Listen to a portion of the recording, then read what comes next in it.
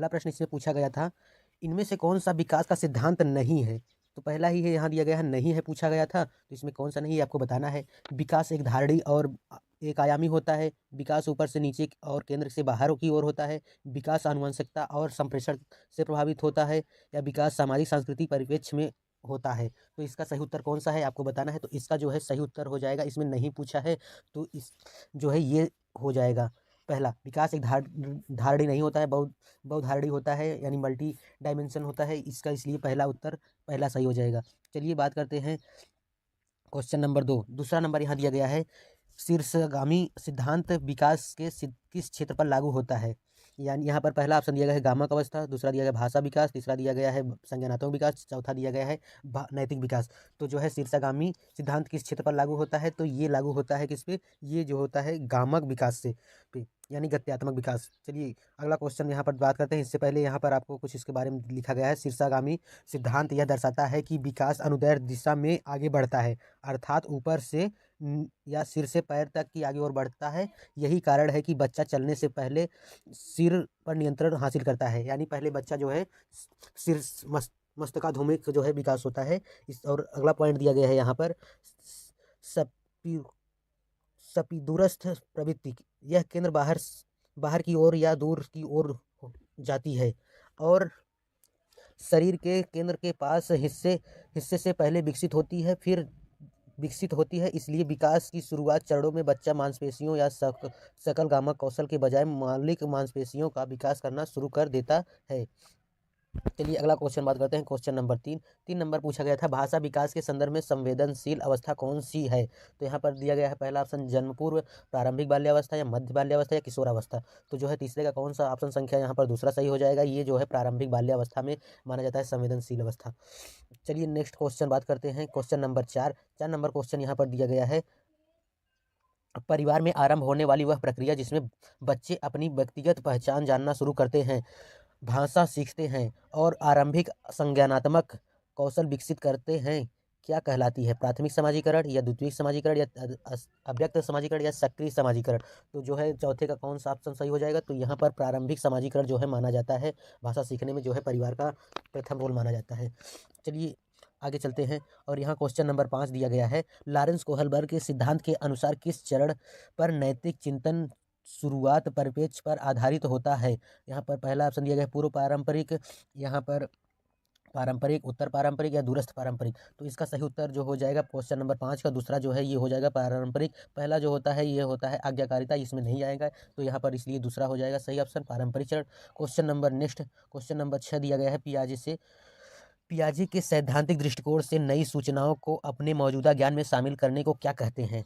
नई सूचनाओं को अपने मौजूदा ज्ञान में शामिल करना क्या कहलाता है, समायोजन कहलाता है, या सामाजिकरण कहलाता है, या आत्मसातकरण कहलाता है, या संगठन कहलाता है। तो यहाँ पर नई ज्ञान जोड़ा जा रहा है, इसलिए यहाँ पर आत्मसातकरण कहलाएगा। क्वेश्चन नंबर नेक्स्ट जो है क्वेश्चन नंबर यहाँ पर 8 दिया गया है, 7 नंबर दिया गया है, मीना अब शब्दों का प्रयोग करने लगी है तथा तथा तथा यह समझने लगी है कि शब्द वस्तुओं के प्रतीक का है। वह अब तर्क करने लगी है, परंतु प्रत्ययों का संरक्षण और क्रमबद्धता नहीं कर पाती है। मीना पियाजे के संज्ञानात्मक विकास किस अवस्था पर है। तो ये आपको बताना है, इसका सही उत्तर कौन सा हो जाएगा, पूर्व पारंपरिक संक्रियात्मक अवस्था, या अमूर्त संक्रियात्मक अवस्था, या संवेदीगामक, या अमूर्त। तो क्वेश्चन नंबर 7 का ऑप्शन संख्या यहाँ पर सही हो जाएगा। पूर्व संक्रियात्मक अवस्था में जो है बालक वस्तुओं का प्रतीक समझता है, तर्क नहीं समझ पाता है, तो ये पूर्व संक्रियात्मक अवस्था। चलिए क्वेश्चन नंबर इसका हम व्याख्या 8 देख लेते हैं। क्वेश्चन नंबर 8 यहाँ पर लिखा गया है, समीपस्थ विकास के क्षेत्र का संप्रत्यय किसने प्रतिपादित किया है। तो यहाँ पर दिया गया है जेरोम ब्रूनर, बी दिया गया है डेविड आसुबल, और सी दिया गया है मतलब रॉबर्ट गेने, चौथा दिया गया है लेवाक्सी। समीपस्थ यानी जेडपीडी का जो है बात किसने किया है, तो ये कहे हैं लेव वाइगोस्की। इसका सही उत्तर हो जाएगा ऑप्शन संख्या 4, 8 का ऑप्शन संख्या 4 हो जाएगा। चलिए क्वेश्चन नंबर 9 देखते हैं। 9 नंबर यहाँ पर पूछा गया है प्रश्न, कौन सा कथन लेव वाइगोत्स्की के मूल सिद्धांत को सही मायने को दर्शाता है। पहला ऑप्शन दिया गया है, अधिगम एक अचेतन प्रक्रिया है, अधिगम एक सामाजिक प्रक्रिया है, अधिगम उत्मूलक क्रमादोष है, अधिगम क्रमबद्ध प्रक्रिया का अधिगम प्रक्रिया का चरण जिसके 4 चरण है। तो यहाँ पर कौन सा वाइगोत्स्की का सिद्धांत मायने रखता है, तो जो है वाइगोत्स्की का मानना है कि बच्चे जो है सामाजिक क्रिया में ज़्यादा सीखते हैं, तो इसलिए अधिगम जो है समाज ले वाइगोत्स्की जो है सामाजिक पर बल देते हैं, इसलिए यहाँ पर दूसरा ऑप्शन सही हो जाएगा। क्वेश्चन नंबर अगला देखते हैं। इसका व्याख्या यहाँ पर लिखा है सोवियत रूस लेव वाइगोत्स्की जो है मनोवैज्ञानिक कहाँ के हैं, सोवियत संघ रूस के हैं। लेव वाइगोत्स्की सांस्कृतिक भाषा का सिद्धांत दिया है इन्होंने, प्रतिपादित किया अधिगम एक सामाजिक गतिविधि है। लेव वाइगोत्स्की के सिद्धांत का मूल सिद्धांत, क्योंकि इस सिद्धांत का तात्पर्य इस विचार से है कि सामाजिक संपर्क में शिक्षार्थियों के संज्ञानात्मक विकास में महत्वपूर्ण भूमिका निभाता है। लेव वाइगोत्स्की के अनुसार अंतःक्रिया इंटरेक्शन के माध्यम से बच्चा सीखता है, जो है शिक्षार्थी के विकास का प्राथमिक कारण है कि क्योंकि उनका सिद्धांत इस बात पर जोर देता है कि बच्चे कुशल और जानकार लोगों से ही अंतःक्रिया के माध्यम से सीखते हैं, यानी जो अधिक जानकार होता है तो इससे बच्चा जो है अपने से ज़्यादा जानकार लोग से सीखना चाहता है। चलिए नेक्स्ट क्वेश्चन पर बात करते हैं। क्वेश्चन नंबर यहाँ पर 10 दिया गया है। एक प्रगतिशील कक्षा में कौन सा विकल्प सार्थक अधिगम को बढ़ावा देने के लिए व्यक्तिगत अधिगम विधि का उदाहरण है, तो यहाँ पर पहला ऑप्शन दिया गया है निरंतर व्यक्तिगत प्रतियोगिताओं का आयोजन, दूसरा दिया गया है मौखिक दंड का प्रयोग, तीसरा दिया गया है एक रूपी मानकीकृत पाठचर्या, चौथा दिया गया है केवल अधिगम का मूल्यांकन के साथ पर अधिगम के लिए मूल्यांकन पर बल देना। तो इसका प्रगतिशील के लिए जो है कौन सा सही हो जाएगा, यहाँ पर चौथा ऑप्शन सही हो जाएगा, केवल अधिगम का मूल्यांकन के स्थान पर अधिगम के लिए मूल्यांकन पर बल देना जो है ये सही उत्तर हो जाएगा 10 का। चलिए question number next 11 number question यहाँ दिया गया है। निम्नलिखित में कौन सा विकास सिद्धांत इस बात का समर्थन करता है कि बच्चे संज्ञानात्मक विकास सांकेतिक भाषा विकास में पुरोगामी है। पहला ऑप्शन दिया गया है पियाजे का संज्ञानात्मक विकास, दूसरा दिया गया है वाइगोत्स्की का सामाजिक सांस्कृतिक सिद्धांत, तीसरा दिया गया है एरिक्सन का मनोसामाजिक सिद्धांत, चौथा दिया गया है बंडूरा का सामाजिक अधिगम सिद्धांत। तो यहाँ पर 11 का जो है सही उत्तर हो जाएगा ये पहला ऑप्शन पियाजे का संज्ञानात्मक। यहाँ पर क्वेश्चन में कहा जा रहा है संज्ञानात्मक विकास का सांकेतिक भाषा, तो जो है बच्चे पियाजे कहते हैं पहले विचार आता है और फिर बाद में भाषा आता है, इसलिए यहाँ पर सही उत्तर हो जाएगा पहला ऑप्शन। चलिए क्वेश्चन नंबर यहाँ पर इनका देख लेते हैं। पियाजे के बारे में कुछ स्टेप बताया गया है, इन्होंने 4 स्टेप दिया है, देख सकते हैं यहाँ पर आप पूर्व संज्ञानात्मक, मूर्त संवेदी, पूर्व संज्ञानात्मक, मूर्त और अनौपचारिक औपचारिक। पियाजे का सिद्धांत विकास सिद्धांत स्विस मनोवैज्ञानिक जीन पियाजे ने संज्ञानात्मक विकास का एक सिद्धांत प्रस्तावित किया जो बच्चे के संज्ञानात्मक विकास को समझने में मदद करता है। पियाजे का मानना है कि संज्ञानात्मक विकास एक समान रूप का अनुसरण करता है जिसमें विशिष्ट समय पर विशिष्ट क्षमताएं उभरती हैं। संज्ञानात्मक विकास भी चरणों में होता है जिसमें प्रत्येक चरण गुणात्मक रूप से दूसरे पर से भिन्न होता है। पियाजे के अनुसार जो है ये 4 चरण दिए गए हैं, आप लोग जानते रहिए। संवेदीगामक जो है 0 से 2 वर्ष चलता है, पूर्व संक्रियात्मक जो है 2 से 7 और मूर्त संक्रियात्मक 7 से 11 चलता है, चौथा दिया गया है 11 से ऊपर चलता है औपचारिक। तो चलिए नेक्स्ट क्वेश्चन की बात करते हैं। क्वेश्चन नंबर 12 नंबर दिया गया है लैंगिक रूढ़वादिता को रोकने के लिए एक अध्यापक द्वारा कक्षा में प्रयोग की जाने वाली कौन सी विधि उचित नहीं है पूछा है। तो यहाँ पर दिया गया है लैंगिक पक्षपात को चुनौती देना, दूसरा दिया गया है कक्षा में बालक बालिकाओं को अलग अलग बैठाने की व्यवस्था करना, तीसरा दिया गया है लैंगिक भेदभाव पर चर्चा करना, चौथा दिया गया है ऐसे उदाहरणों का प्रयोग करें जिसमें लड़के और लड़कियां गैर पारंपरिक भूमिकाओं में दिखाई दे। तो यहाँ पर नहीं पूछा है, कौन सा नहीं होगा, तो यहाँ पर जो है 12 का सही उत्तर हो जाएगा ऑप्शन संख्या 2, कक्षा में बालक बालिकाओं को अलग बैठाने की व्यवस्था करना। ये जो है ऐसा कक्षा में नहीं करना चाहिए। कक्षा में समावेशी शिक्षा कहता है कि सबको साथ ले चलना है, इसलिए यहाँ पर ये सही नहीं है, इसलिए जो सही नहीं है वही सही हो जाएगा। यहाँ पर तीनों ऑप्शन सही है, तो यहाँ पर 12 का दूसरा सही हो जाएगा। चलिए क्वेश्चन नंबर यहाँ पर जेंडर देख लीजिए। लिंग जेंडर एक सामाजिक निर्माण है, यह सामाजिक और सांस्कृतिक के रूप से निर्मित प्रणाली को संदर्भित करता है जो किसी विशेष समाज में पुरुष या महिला होने का अर्थ बताता है कि समाज में पुरुषों और महिलाओं का समावेश होता है। लैंगिक असमानता, लैंगिक पूर्वाग्रह, लैंगिक रूढ़वादिता समाज में प्रचलित असामान्य कुप्रथाएं हैं जिन्हें कक्षा में हतोत्साहित किया जाना चाहिए। तो मतलब हटाना जाना चाहिए, यही कह रहा है, प्रोत्साहित ना होकर ये लैंगिक को हटाने की बात करता है। चलिए क्वेश्चन नंबर नेक्स्ट देखते हैं। क्वेश्चन नंबर यहाँ पर 13 नंबर दिया गया है। पारो अपने पिता की बढ़ई की दुकान में उनकी सहायता करती है, जहाँ पर वह लड़की के ब्लॉक टुकड़ों को अपने पिता द्वारा सिखाई गई विधि से सफलतापूर्वक मापती है। उसे हाल हाल में EWS स्कीम के अंतर्गत एक पब्लिक विद्यालय में प्रवेश मिलता है, जहाँ पर वह शैक्षिक अपेक्षाओं खास गणित की का सामना करने में असमर्थ है। इस स्थिति में अध्यापक को क्या करना चाहिए? पारो को कहना चाहिए कि उसमें पढ़ने की क्षमता नहीं है। पारो की परीक्षाएं देनी चाहिए और दोहराव व वेधन का बढ़ावा देना चाहिए। तीसरा दिया गया है पाठ्यक्रम और अध्यापन सामग्री को पारो के लिए प्रारंभिक बनाना चाहिए और पारो द्वारा विद्यालय के बाहर सीखे गए गणितीय अनुभवों का समावेश करना चाहिए। चौथा दिया गया है पारो को घर पर सीखे ज्ञान को स्कूल में सीखे ज्ञान से पृथक रखने के लिए कहना चाहिए। तो 13 का कौन सा सही उत्तर हो जाएगा? 13 का यहाँ पर ऑप्शन संख्या तीसरा सही हो जाएगा। पाठ्यक्रम और अध्ययन सामग्री को पारो के लिए प्रासंगिक बनाना चाहिए और पारो द्वारा विद्यालय के बाहर सीखे गए गणितीय अनुभवों को समावेशन करना चाहिए। सीखे गए उसको एडजस्टमेंट करना चाहिए। चलिए अगला बात करते हैं यहाँ पर क्वेश्चन नंबर 14 देखिए। 14 नंबर दिया गया है ध्वनि लय और शब्दों के अर्थ के प्रति सचेतना किस बुद्धि के मूल है? तो यहाँ पर दे दिया गया है अंतर्वैयक्तिक, दूसरा दिया गया है अंतरावैयक्तिक, भाषिक, तीसरा दिया गया है स्थानिक। तो यहाँ पर जो है हावर्ड गार्डनर ने 8 प्रकार के बुद्धि बताए हैं।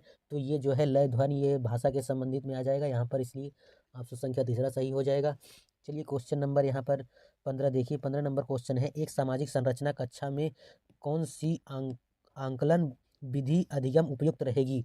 ये दिया गया है पहला सहयोगी प्रोजेक्ट कार्य, दूसरा दिया गया है एक शब्दोत्तर वाले वस्तुनिष्ठ प्रश्न, तीसरा दिया गया है मानक परीक्षण, चौथा दिया गया है मात्र स्मरण पर आधारित परीक्षा। तो 15 नंबर का जो है पहला सही हो जाएगा सहयोगी प्रोजेक्ट जो है ये जो है वाइगोत्स्की से है सामाजिक संरचनात्मक जो है, तो इसमें सहयोग का द्वारा जो है वाइगोत्स्की मानते हैं सहयोग से सीखते हैं बच्चे।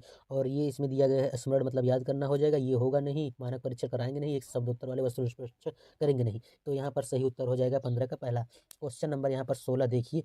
सतत एवं व्यापक मूल्यांकन में सतत से क्या अभिप्राय है?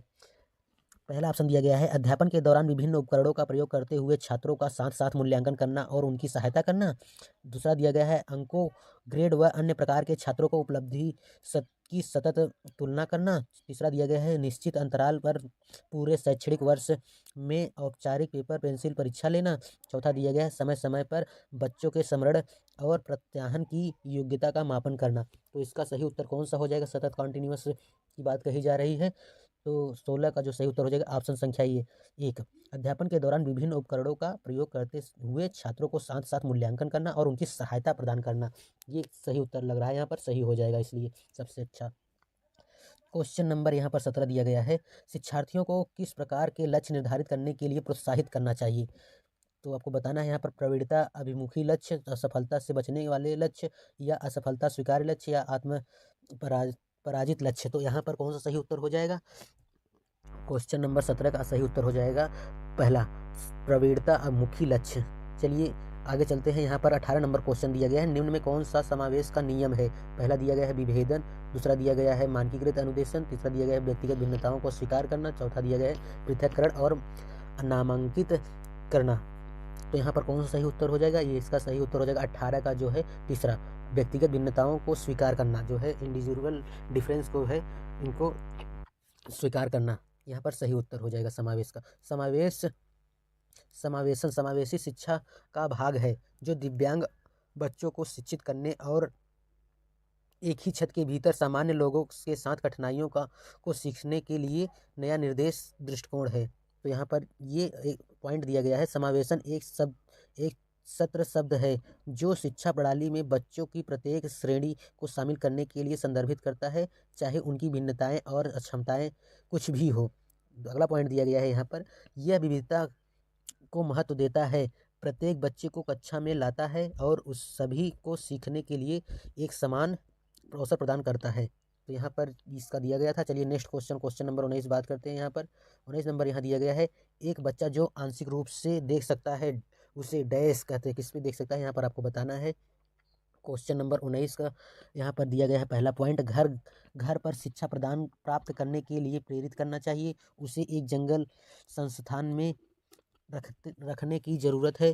तीसरा दिया गया है समावेशी प्रावधानों का पालन करने वाले नियमित स्कूल में जाना चाहिए। चौथा दिया गया है बिना किसी विशेष प्रावधान वाले नियमित स्कूल में डाल देना चाहिए ताकि उसकी स्थितियों का सामना करने की क्षमता विकसित हो। तो इसका सही उत्तर हो जाएगा ऑप्शन संख्या तीसरा। ये होगा नहीं, किसी बच्चे को हम स्कूल में नहीं डाल देंगे कि ये जाओ यहाँ पर ये सामना करो, ऐसा नहीं करना चाहिए बच्चे को। तो इसलिए यहाँ पर तीसरा सही उत्तर हो जाएगा। क्वेश्चन समावेशी शिक्षा क्या कहता है? समावेशी प्रधान सभी प्रकार के छात्रों जैसे प्रतिभाशाली, औसत धीमी गति से सीखने वाले और अक्षम बच्चों को एक प्राकृतिक वातावरण में एक साथ पढ़ाने पर जोर देते हैं, समावेशी शिक्षा कहता है। क्वेश्चन नंबर यहाँ पर 20 देखिए, 20 नंबर क्वेश्चन यहाँ पर दिया गया है, निम्न में कौन सी शिक्षा प्रणाली कक्षा में सृजनात्मकता में सहायक होगी? तो यहाँ पर 4 पॉइंट दिया गया है, इसमें कौन कौन सा सही है ये आपको बताना है। कल्पना उत्तरों में स्वीकारना, यस कल्पना के माध्यम से स्वीकार करेंगे। मस्तिष्क बेलन पर बल देना, ये भी करेंगे। अभिसारी चिंतन पर बल देना, ये नहीं करेंगे क्योंकि जो है अभिसारी चिंतन केवल एक पॉइंट पर आके रुक जाएगा, यहाँ से नहीं होगा। यहाँ पर चौथा दिया गया है असहमति के प्रति सहनशीलता, तो यहाँ पर कौन सा सही उत्तर हो जाएगा? 1 2 4। तो ये कौन सा सही इसमें बन रहा है? पहले में है नहीं, दूसरे में भी नहीं है, तीसरे में नहीं है, चौथे में 1 2 4 देख सकते हैं। चलिए क्वेश्चन नंबर नेक्स्ट बात करते हैं। क्वेश्चन नंबर 21 नंबर यहाँ दिया गया है, एक स्वलीनता ऑटिज्म से पीड़ित छात्र जो आयोजित सत्र की सामूहिक क्रियाकलापों को रोकने की में कठिनाई का सामना कर रहा है की सहायता करने के लिए निम्नलिखित में कौन सी विधि समावेशी दृष्टिकोण के अनुरूप नहीं है, पूछ रहा है। समावेशी के दृष्टिकोण के अनुरूप नहीं है। तो यहाँ पर पहला पॉइंट दिया गया है सामूहिक कार्य के दौरान उपयुक्त प्रत्यक्ष और लिखित सामग्री देना। दूसरा दिया गया बच्चे को कम शोर वाले विश्रांत वातावरण में युग्मों के कार्य करने की अनुमति देना। बच्चों को विशिष्ट स्कूल में भेजना। सामान्य कक्षा में प्रतिकारी ट्यूटर की मदद लेना। तो यहाँ पर 21 नंबर का जो सही उत्तर हो जाएगा ऑप्शन संख्या तीसरा। ये किसी बच्चे को इस विशिष्ट स्कूल में नहीं भेजेंगे और इसमें यही सही नहीं है, और जो सही नहीं है तो इसलिए यही उत्तर सही हो जाएगा। चलिए क्वेश्चन नंबर नेक्स्ट बात करते हैं। क्वेश्चन नंबर 22, एक प्राथमिक कक्षा में शिक्षक को छात्रों को प्रश्न पूछने के लिए क्या करना चाहिए? के लिए प्रोत्साहित करना चाहिए, या के लिए हतोत्साहित करना चाहिए, कभी कभी अनुमति नहीं देनी चाहिए, या पर सजा देनी चाहिए? तो जो है कक्षा में बच्चों को कहेंगे कि बच्चों प्रश्न पूछो, यहाँ पर प्रोत्साहित करना चाहिए। तो यहाँ पर सही उत्तर ये हो जाएगा। और हतोत्साही नकारात्मक वर्ड है तो ये भी याद रखिएगा, कहीं भी क्वेश्चन में लिख जाए हतोत्साहित, ये नकारात्मक वर्ड है, यहाँ गलत हो जाएगा। तो इसलिए पहले 22 का जो है सही उत्तर ए सही हो जाएगा पहला। चलिए क्वेश्चन यहाँ पर दिया गया है, प्रश्न पूछना उत्सुकता और जिज्ञासा पैदा करने की सबसे प्रभावी रणनीति को संदर्भित करता है। प्रश्न पूछना कक्षा के वातावरण को अधिक संवादात्मक बनाता है। पॉइंट दिया गया है, छात्रों द्वारा पूछताछ को प्रेरित शिक्षण का संकेत माना जाता है जो कक्षा को अधिक परिष्कृत, संवाददाता और जीवंत बनाता है। प्रेरित शिक्षण छात्रों को अपने शैक्षिक अनुभवों को सर्वश्रेष्ठ बनाने के लिए प्रश्न पूछने के लिए प्रोत्साहित करना चाहिए। चलिए नेक्स्ट क्वेश्चन बात करते हैं। क्वेश्चन नंबर यहाँ पर 23 जो है, इस तरह से अब सीटेट में सवाल पूछा जाने लगा है, ये भी एक समझ लीजिए। वहाँ पर ऐसा जो है गलत होने का चांस रहता है, तो ध्यान से देखिए। यहाँ पर पहला कथन दिया गया है और एक में तर्क दिया रहता है। विद्यालयों को छात्रों में पाठ्य पुस्तकों को याद करके पुनः पेश करने की योग्यता के स्थान पर उनमें अपनी आवाज़ उठाने, जिज्ञासा शांत करने के लिए क्रियाशील होने पर प्रश्न पूछने के बाद वाद विवाद करने समूह में कार्य करने की योग्यता विकसित करनी चाहिए। फिर तर्क दिया गया है, अधिगम का स्वरूप क्रियाशील सामाजिक है। तो यहाँ पर दिया गया है क्वेश्चन नंबर 23 का कि पहला ऑप्शन दिया गया है ए और आर दोनों सही है और आर ए की सही व्याख्या करता है। दूसरा ऑप्शन दिया गया है ए और आर दोनों सही है और आर ए की व्याख्या नहीं करता है। तो ऐसा नहीं कहा जा रहा है, ये नहीं होगा। फिर ए सही है लेकिन आर गलत है, तो आर भी सही है। ए और आर दोनों गलत है, ऐसा स्टेटमेंट नहीं है, तो इसलिए सही उत्तर हो जाएगा ए और आर दोनों सही है और आर ए की व्याख्या करता है। तो सही उत्तर हो जाएगा 23 का पहला। चलिए क्वेश्चन नंबर यहाँ पर 24 देखिए। 24 नंबर क्वेश्चन यहाँ दिया गया है, एक विशेष विषय में ज्ञान और संबंधों को सुव्यवस्थित तथा निरूपित करने के लिए आलेखीय साधनों का प्रयोग क्या कहलाता है? पहला पॉइंट दिया गया है खंड, दूसरा दिया गया है अग्रवर्ती आयोजक, तीसरा दिया गया है स्मृति सहायक, चौथा दिया गया है संकल्पना मानचित्र। तो कौन सा सही हो जाएगा इसका? 24 नंबर का जो है ऑप्शन संख्या चौथा सही हो जाएगा, संकल्पना मानचित्र।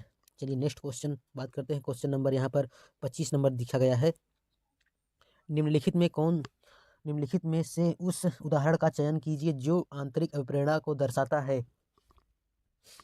पहला पॉइंट दिया गया है, पहला विकल्प, रोशनी परीक्षा में अच्छे अंक के लिए परिश्रम कर रही है क्योंकि उसके माता पिता उसे 90% से ऊपर अंक लाने पर घड़ी दिलाने का वादा किया है। अब प्रेरणा दूसरा दिया गया है, रूसी अपना गृह कार्य पूरा कर रही है क्योंकि उसके माता पिता उसे टीवी नहीं देखने देंगे। रोमा बहुत सी पुस्तकें पढ़ रही है क्योंकि रीडिंग स्टार बोर्ड पर अपना नाम ऊपर लाकर वह अध्यापिका को प्रशंसा पाना चाहती है। और चौथा दिया गया है, अपने परियोजना कार्य के लिए रवि विभिन्न स्रोत तलाश रहा है क्योंकि वह नई जानकारी प्राप्त करने में रुचि रखता है। तो जो है बच्चा जो है नई ज्ञान को जो सृजन का खोज करेगा और उसमें अपना बढ़ाना चाहता है ज्ञान, तो यहाँ पर जानकारी ये सही हो जाएगा। ऑप्शन संख्या चौथा ये सबसे सही उत्तर यहाँ पर लग रहा है, इसलिए 25 नंबर का जो है सही उत्तर चौथा हो जाएगा। चलिए क्वेश्चन नंबर 26 देखिए। 26 नंबर क्वेश्चन दिया गया है, इनमें से कौन सी नीति छात्रों को चिंता का सामना करने में सहायता नहीं देती है। नहीं देती है इसमें पूछा है, तो आपको बताना है कौन सा रॉन्ग स्टेटमेंट है। छात्रों को अध्ययन की प्रभावकारी और अर्थपूर्ण विधियां सिखाना। दूसरा दिया गया है, छात्रों को लघु अवधि के यथार्थवादी लक्ष्य निर्धारित करने में सहायता देना। तीसरा दिया गया है, छात्रों को अपनी चिंता की अनुभूति का स्रोत पहचानने में मदद करना। चौथा दिया गया है, कक्षा में छात्रों के प्रदर्शन की एक दूसरे में से तुलना करना। तो जो है 26 का सही उत्तर कौन सा हो जाएगा, चौथा सही हो जाएगा। बच्चे की तुलना किसी से नहीं करते हैं, ऐसा नहीं करना चाहिए ये कहता है, तो ये जो है रॉन्ग आंसर हो जाए। और हमसे गलत उत्तर पूछा था, इसलिए गलत उत्तर यही है और गलत उत्तर ही सही हो गया यहाँ पर 26 का चौथा उत्तर। चलिए बात करते हैं क्वेश्चन नंबर 27 नंबर यहाँ पर दिया गया है, रचिता एक गणित अध्यापिका अपने छात्रों की भाषा कथन वाले प्रश्नों में सही प्रक्रिया पहचानने में त्रुटियों का विश्लेषण कर रही है, इसके पीछे क्या उद्देश्य है। पहला पॉइंट दिया गया है विकल्प, अधिक त्रुटियों वाले छात्रों को हम त्रुटियों वाले छात्रों से पृथक करते हैं। दूसरा दिया गया है, त्रुटियों वाले छात्रों को दंड स्वरूप अधिक प्रश्न देना। तीसरा दिया गया है, त्रुटि सुधार के लिए अभ्यास वाले अधिक प्रश्न देना। चौथा दिया गया है, त्रुटियों को समझना क्योंकि वे छात्रों के विचारों को समझने में मदद करती है। तो यहाँ पर 27 का जो है सही उत्तर ये हो जाएगा चौथा। ये थोड़ा पॉजिटिव ऑप्शन है और पॉजिटिव उत्तर ही सही होता है ज़्यादातर, तो इसलिए यहाँ पर सही उत्तर 27 का चौथा सही हो जाएगा। चलिए क्वेश्चन नंबर यहाँ पर इसकी हम बात कर लेते हैं। यहाँ पर व्याख्या, गणित में जोड़ घटाव गुणा और भाग जैसी बुनियादी संचालकों को सीखते समय छात्र सही संचालकों के बारे में भ्रमित हो जाते हैं जिन्हें लागू करने की आवश्यकता होती है। पॉइंट दिया गया है यहाँ पर, गणित कोई ऐसा विषय नहीं है जिसे सिर्फ रटकर सीखा जा सकता है, इसलिए प्रायोगिक अभ्यास की आवश्यकता होती है जो अवधारणाओं को सीखने का सबसे प्रभावी तरीका है। जो है गणित क्या है, एक रटने का विषय नहीं है, इसे जो है अभ्यास से ही सीखा जा सकता है। अगला पॉइंट यहाँ दिया गया है, अभ्यास के अलावा गणित तार्किक तर्क पर और निर्भर समस्या को हल करने के लिए शिक्षार्थियों को संज्ञानात्मक क्षमताओं का उपयोग करता है।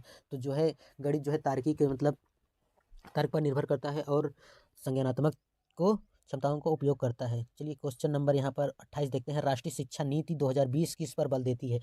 परीक्षा के लिए बढ़ावा पढ़ाना। दूसरा दिया गया है स्मरण आधारित शिक्षा। तीसरा दिया गया है अभ्यास और ड्रिल। चौथा दिया गया है वैचारिक समझ। तो यहाँ पर कौन सा सही उत्तर हो जाएगा 28 का, 28 का सही उत्तर हो जाएगा ऑप्शन संख्या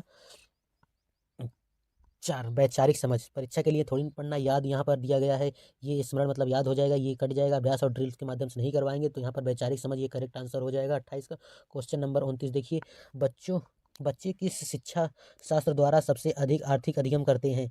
पहला ऑप्शन दिया गया है व्याख्यान और प्रत्यक्ष अनुदेशन द्वारा। दूसरा दिया गया है पुनरावृत्ति अंतर्गत अभ्यास द्वारा। तीसरा दिया गया है जब वे कार्यों और क्रियाकलापों में क्रियाशीलता से भाग लेते हैं। चौथा दिया गया है जब कार्य को पूर्ण करने में विभिन्न चरणों पर उपयुक्त इनाम दिए जाएं। तो यहाँ पर 29 का सही उत्तर कौन सा हो जाएगा, ये तीसरा सही उत्तर हो जाएगा, जब वे कार्यों और क्रियाकलापों को क्रियाशीलता में भाग लेते हैं। जब बच्चा किसी में जब इंटरेस्ट रखेगा, भाग लेगा, तभी जो है क्रियाकलाप करके सीखता है। तो यहाँ पर सही उत्तर तीसरा हो जाएगा 29 का। चलिए क्वेश्चन नंबर यहाँ पर आपको बता देते हैं, अधिगम। अधिगम एक व्यापक प्रक्रिया है जो अभ्यास और अनुभव परिणाम स्वरूप व्यवहार ज्ञान और कौशल में परिवर्तन को संदर्भित करता है।